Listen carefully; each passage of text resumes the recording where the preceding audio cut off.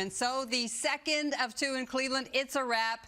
Brooklyn was looking for a split. Instead, it is Cleveland with the sweep of this two-game set. Brooklyn without KD, out for a rest day, 125, 113 rather, the final, and clearly they missed him. Yeah, without a doubt. And you know you are going to miss a player like Kevin Durant, but give credit to J.B. Bickerstaff and this Cleveland Cavaliers team, because once again, they came out with a sense of purpose and effort, and they did an excellent job in executing the game plan. And it's all the areas that we talk about all the time, right, Nancy? It's the defense. It's the taking care of the basketball. It is rebounding. And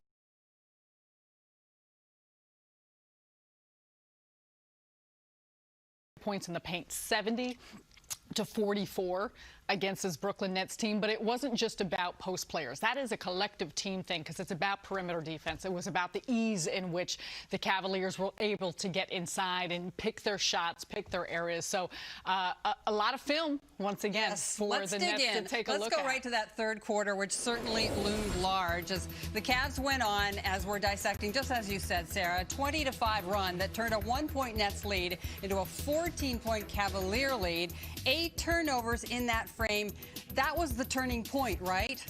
Third quarter, without a doubt. And you said, and you point to the turnovers and points out turnovers, and that was the one area that we talked about in the first half, that the Nets did such a nice job with taking care of the basketball. But it looked like they came out ready to go. Brooklyn did, and then once again, timeout was called. The Cavaliers come back, and it was just picking apart a lot of the areas that they saw in terms of gaps in the Nets defense, and they continued to put pressure on the Nets, and just not enough offense from the Nets to be able to really wrapped it up beautifully. I didn't mean to step on you there. The rebounding, the turnovers, right? And defending in the middle as well. Yeah, and that's the thing, Nancy, because I think so often we have talked about the front court or the lack of front court depth. Of course, Jared Allen, we saw on the other side how clear it was in terms of what he was able to do and what the Nets are missing. But again, it's not just about the inside players and the post players. It's about making sure that you're defending on the perimeter. You're not allowing the guards to get where they want to on the floor. So the defense as a whole, you can simply look to points in the paint or look at some of the bigs, but some of that comes with the pick and roll defense. Some of that comes with. Coach, we've talked about the lack of size, but from an intensity standpoint, being locked in, effort, all of that, what do you see from your guys in the second half? They'll still need a little more. I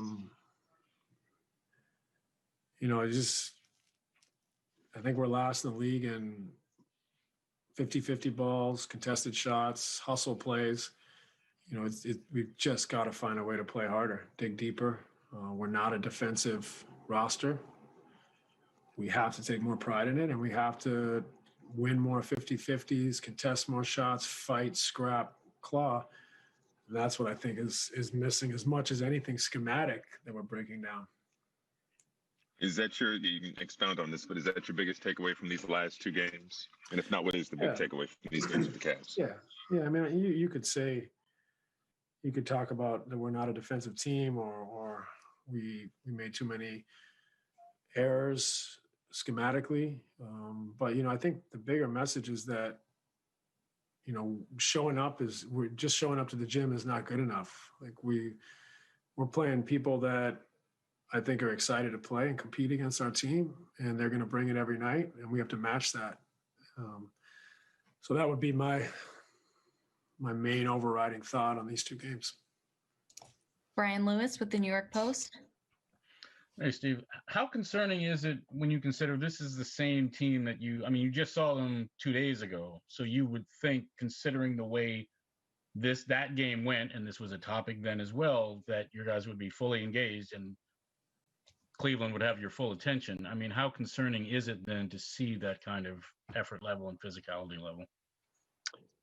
Yeah, I mean, I don't want to overreact. But it is something that we have to continue to chip away at. We have to build that resolve, that hunger, that desire to win some hustle battles, to win the turnover margin, the rebounding margin, win in other ways. We got a lot of things to work on. There's a lot to clean up. It's very early. Like I said, it's relatively new. Having Kai back after 2 weeks, James joining the team, Kevin sitting out tonight. It's a lot thrown at us. So I don't want to overreact, but we are going to urge the guys to clean up as much as we can the hustle areas, but also schematically just continue to refine and get better. And you know how this league is. A few days ago, we were on a 4-game winning streak, and now we underperformed in 2 games. So we got to find a way to get ourselves, playing a little cleaner, a little sharper, and trying to clean up some of these categories that we're not competing well enough in. Alex Schiffer with The Athletic. Hey, Steve, in the first half, I think you guys just had 2 turnovers. You were really clean with it. And then in the third quarter, just that kind of all came unraveling. Just what do you think changed with that? I don't know. You could say carelessness, or you could say familiarity. We haven't played together. It's the second game. But, you want to protect them in a sense and say like, hey, it's early. And at the same time, you expect them to perform. So I don't want to give them an out, but I also don't want to overreact on the night and realize that this is going to be a season where, it's going to be funky. It's not going to be your normal growth and progression where, I think we've played more games than any team in the league and had less practice time, and we're a new group and had a lot thrown at us. So I don't want to overreact, but we definitely are aware of our defensive inefficiencies. And we have to control some of those things that we can control. We can't control necessarily adding more defenders right now, but we can control how clean we are with our communication and our schemes. So we've worked on that every off day. We go over it game day, and we just got to keep chipping away and keep improving in those areas. Malika Andrews with ESPN. Steve, it is still early in the season, and you said often that you don't want to overreact or put too much weight on early games, which makes sense. But is there a point where you have in your mind, this is when we need this figured out by? Is it, when nothing matters until the playoffs? When is the point to react? Well, there will be some reactions along the way, for sure. You've already seen me get upset this year. But having said that, I do think this is one of those years, and this is one of those groups without a training camp. It's going to take us the entire year. So does that mean I expect us to be at this level until the playoffs? No, I expect us to improve, and, we'll have some weeks will be better than others, but as long as we're continually trending towards a higher level, that's all you can ask for. So, like I said, a couple of days ago, we were going well, and here we are getting outplayed twice in a row in Cleveland, and we got to get back and find that juice to if nothing else, make people feel us and make them pay for what we play, how we play out there on the floor. Right now, it just felt like Cleveland never really had to feel us, and so that's a lesson for us, and we'll get another shot at it tomorrow night. Christian Winfield with the New York Daily News. Hey, Coach, how does integrating James Harden into the rotation kind of change your rotations? Like, do you have to be more strategic with who you want to put around him versus what you had before? We're constantly going to search for what is the best rotation. We took, in a sense, Jeff came out of the starting lineup tonight for one reason, in that we're really small on that second unit. So we wanted him there with Reggie on the second unit. So we're constantly trying to search and find that, because James is going to run the second unit. We got to continue to work through this and continual discovery on what are our best rotations and combinations. But, we also got to be patient and try to survive in some senses this early season for us. And, we got a lot to clean up, but we got a lot to build on too. So while we're frustrated, while we need a reaction, we also don't need to overreact and keep this team together, because that's the one thing that can unsettle us, is if we don't stick together, and if we allow some of these disappointments to magnify. And so the second of 2 in Cleveland, it's a wrap. Brooklyn was looking for a split. Instead, it is Cleveland with the sweep of this 2-game set. Brooklyn without KD, out for a rest day, 113 the final, and clearly they missed him. Yeah, without a doubt. And you know you are going to miss a player like Kevin Durant, but give credit to JB Bickerstaff and this Cleveland Cavaliers team, because once again, they came out with a sense of purpose and effort, and they did an excellent job in executing the game plan. And it's all the areas that we talk about all the time, right, Nancy? It's the defense. It's the taking care of the basketball. It is rebounding. And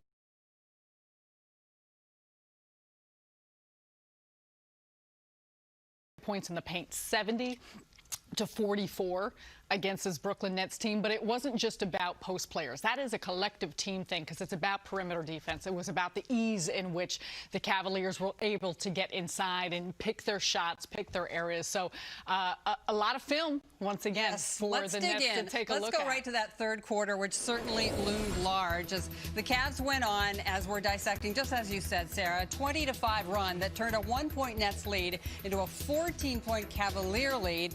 8 turnovers in that frame. That was the turning point, right? Third quarter, without a doubt. And you said, and you pointed the turnovers and points out turnovers, and that was the one area that we talked about in the first half that the Nets did such a nice job with taking care of the basketball. But it looked like they came out ready to go. Brooklyn did, and then once again, timeout was called. The Cavaliers come back, and it was just picking apart a lot of the areas that they saw in terms of gaps in the Nets defense, and they continued to put pressure on the Nets, and just not enough offense from the Nets to be able to really wrapped it up beautifully. I didn't mean to step on you there. The rebounding, the turnovers, right? And defending in the middle as well. Yeah, and that's the thing, Nancy, because I think so often we have talked about the front court or the lack of front court depth. Of course, Jared Allen, we saw on the other side how clear it was in terms of what he was able to do and what the Nets are missing. But again, it's not just about the inside players and the post players. It's about making sure that you're defending on the perimeter. You're not allowing the guards to get where they want to on the floor. So the defense as a whole, you can simply look to points in the paint or look at some of the bigs, but some of that comes with the pick and roll defense. Some of that comes with...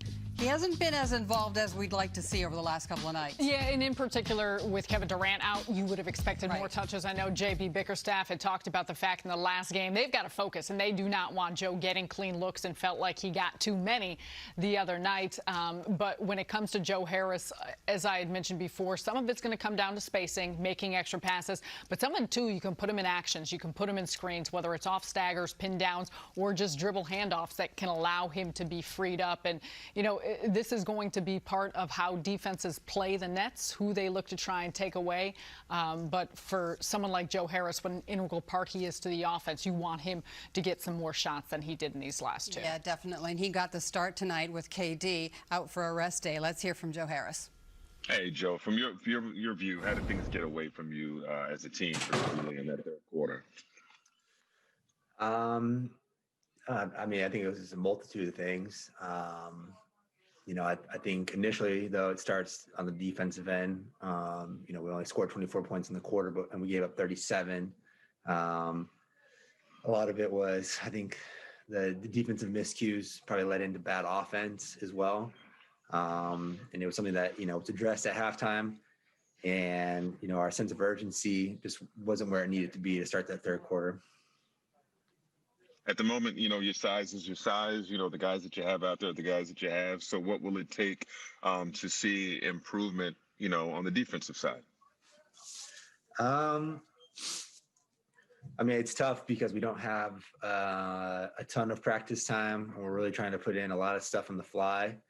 But I think a lot of it is just individual pride. I think sort of everybody, tool man, has to kind of take a look at themselves and, you know, lock in, focus, be able to take ownership on that end of the ball. Laura Albanese with Newsday. Hey, Joe. Obviously, as Steve mentioned, pride, hustle, all these things when it comes to your defense. Do you really think that's the key to you guys improving, or is there something schematically that you guys can change to improve in this area? No, I don't think it really matters what you drop at this point. If guys are not, you know, everybody's not bought in, everybody's not together, it's hard to win in this league, regardless of how much talent you have. Brian Lewis with the New York Post. Hey, Joe. Considering this is, you had a good look at this team 2 days ago, and I presume all of these things were probably discussed after the double overtime loss. I mean, is it a little bit more surprising, I guess, that it was possibly even more of an issue 2 days later against the same team?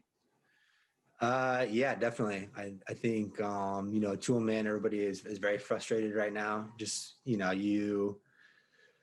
we talked about a number of things yesterday, in our film session, and then even leading up to the game today. Obviously, like you mentioned, there was a lot of things that we addressed where we were trying to clean up, and the stuff that we talked about was the stuff that hurt us again tonight. We just not enough. I don't know. The energy was definitely on their side, even when it was close in the first half, and we never got it in our favor. We never really felt any momentum, and a lot of times I think that happens. A lot of times defense gives you energy. So when you're able to get stops, string them together, make some good defensive plays, you end up having a little bit more energy on the offensive end, and vice versa. So. It is a very frustrating thing, but we can't sit here and dwell on it. It's such a young or early point in the season. The season is so young right now. We have so many games ahead of us, and we got to stick together. We got a game tomorrow that we got to lock in on and try and get ourselves right. Christian Winfield with the New York Daily News. Hey, Joe, just like, what's it like to have two so new former teammates? Like, you were just playing with Jared and Torian a week and change ago, and now you play against them, and they have pretty big games. What's it like to kind of have your old teammates have the performances they had tonight against you? I mean, you wish that it wasn't against you, but obviously you're happy for them. Those are guys that build up good relationships with, and that's just that's the nature of the NBA. You play against a lot of guys that have been your teammates in the past. Obviously, not probably as quick as of a turnaround as this, but you hope that those guys do well. Alex Schiffer with The Athletic. Hey, Joe, the sample size is small, but the first two games you played with James, you were getting all these open looks from three, and a lot of them were going in. And the past two games, I think you're 4 for 14 from three. Is that quick drop off just a product of getting integrated with everybody, fully healthy? Their defense are just not going in.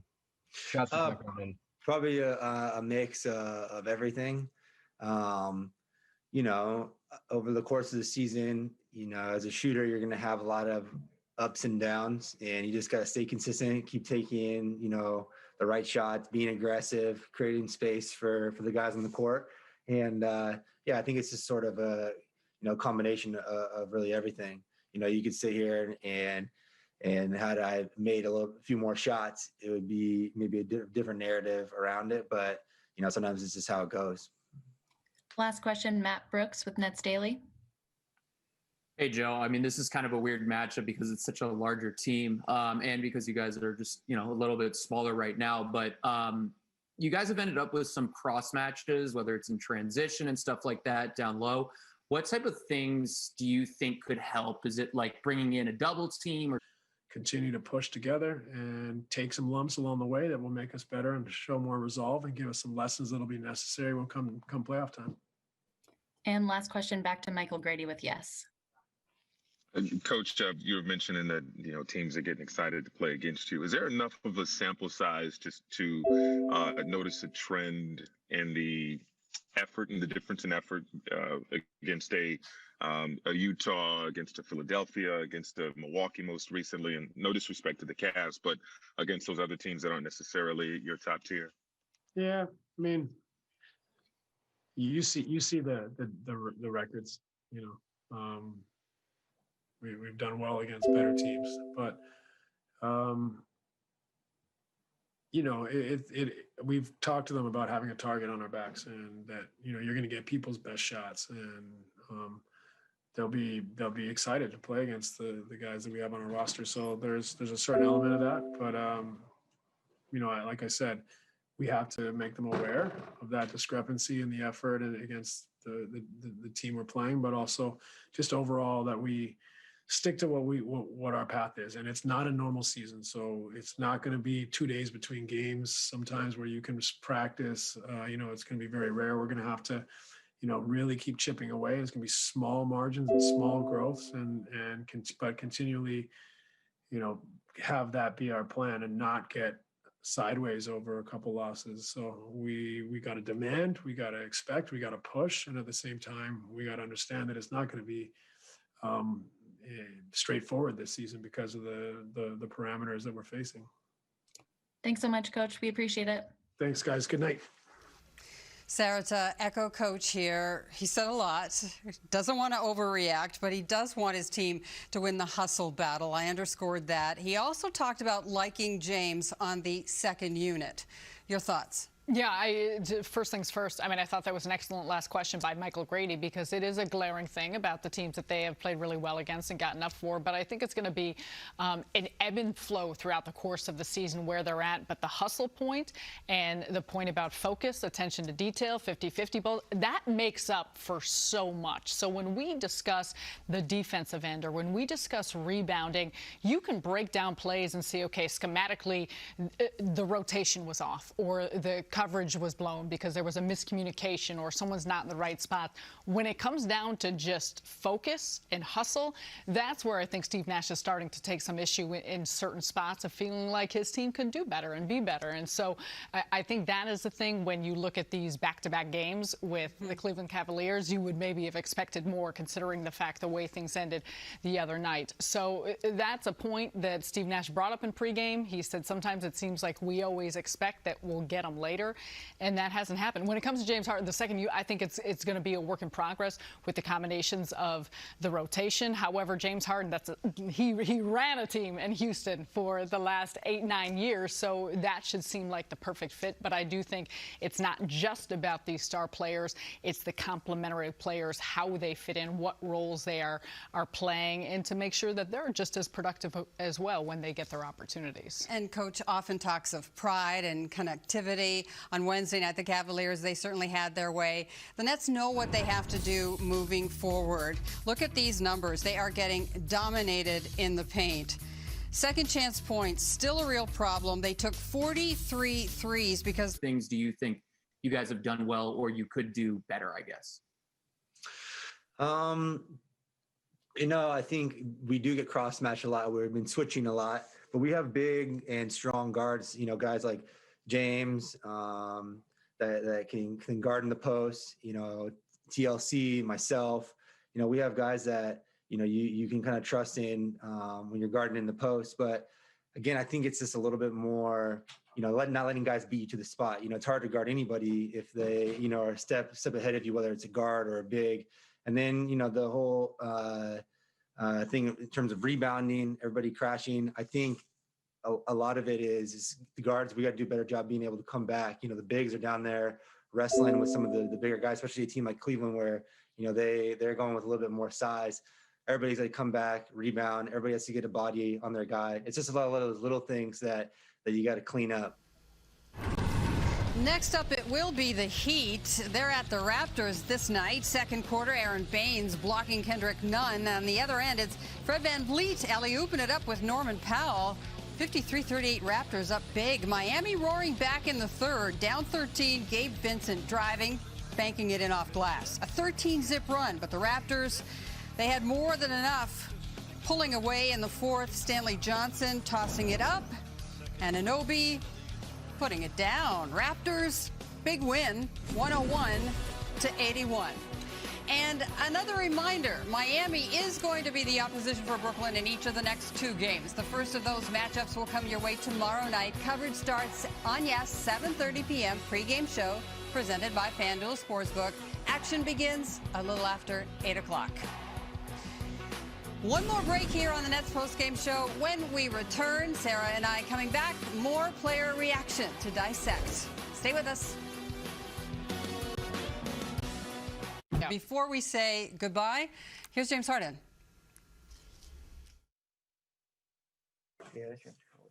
Freeze.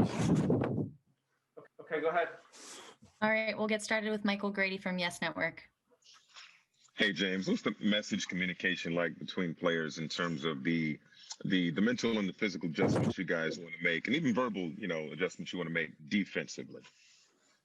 It's a little bit of everything.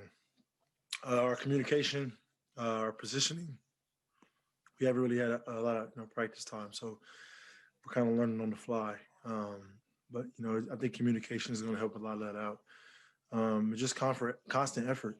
We got to be more active on loose basketballs, do a really better job of rebounding the basketball, and then do a better job of just keeping our man in front of us. Those are some aspects that we can get better on.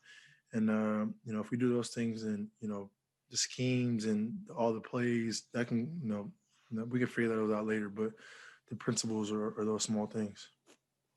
4 games, one sort of practice for you. What has this feel out process been like for you in terms of, on the floor, facilitating for your new teammates versus looking for your own shot? What has that been like for you? A little bit of a mixture of both. I got to be aggressive, a little bit more aggressive. But I feel like we're getting open shots. Honestly, our problem is an offense. Like, we scored 113 points tonight, and even last game was more than enough to win the game. I think defensively we have to be more engaged, and we have to round up some more stops consecutively, and that'll make our offense a lot better. So offensively, we're not worried at all. It's our defense. Malika Andrews with ESPN. James, Steve was talking about defense as an effort issue, as a pride issue. Is it an on-off switch for you guys, or do you think it's something where game by game there are little tweaks that you can make then to add up to something bigger? Little tweaks. I think just individual, though, just guarding our man, small things like that, putting the body on, as the shot goes up, putting the body on the man to gain rebound, things like that we can control, and then the tweaks will go along with that. And then, as you add on games, then, we put 5 guys in great defensive possession. So, like I said, it'll take time, but I think those small things individually we can correct starting tomorrow. Christian Winfield with the New York Daily News. Hey, James, obviously you went those first couple games playing with just Kevin. What's it like learning to play with Kyrie and figuring that backcourt dynamic out? That's a process. Obviously, we all know how great Kyrie, of a scorer he is. But like I said, for all of us, not just me, Katie, and Kai, it's all of us have to find a way to lock in and be engaged on the same page. Whatever 5 guys are out there defensively, like, as much as we can talk about scoring, we're very good at scoring. We got to, round up some stops. And once we get that going, then we'll be, elite on both ends of the ball. But right now our problem is defense. Back to Malika with ESPN. James, was there any difference for you in starting in the front court? No. Nope. Okay. Steve Lichtenstein with WFAN. Hi, James. You talked about guarding your man, but is there anything that you can to keep ball handlers out of the paint a little better? We can, but I think individually, we watch film before games, so we have to take upon the challenge to know who we're guarding, their tendencies and what they like to do. And tonight what killed us, they had maybe point paints. They had 70, points in the paint. That's a lot of points in the paint. So we just didn't do a good job of guarding the ball, and they got into the paint, and offensive rebounds happen, layups happen, and just not good things doesn't happen when the ball get in the paint. And tonight we allowed that too much. Brian Lewis with the New York Post. Hey, James. With the schedule being what it is, whatever schematic tweaks you guys would make, there's not a lot of time, a lot of practice time to do that. So is that just a matter of playing through that and having to come to an epiphany on the court? Tomorrow we got another chance to get better. So I'm sure Coach will have some film for us pregame. Miami is, another great team, especially on the Eastern Conference, and, we're going to have to figure it out. But I think if we're engaged and, we have each other's back defensively, gang rebound, we'll have a chance in any game. And last question, Matt Brooks with Nets Daily. Hey, James, we talked quite a bit about on-ball defense. Do you feel like there's anything with help? Is it rotating over a little bit late as well? Is there anything you've been able to diagnose from where you're at on the floor?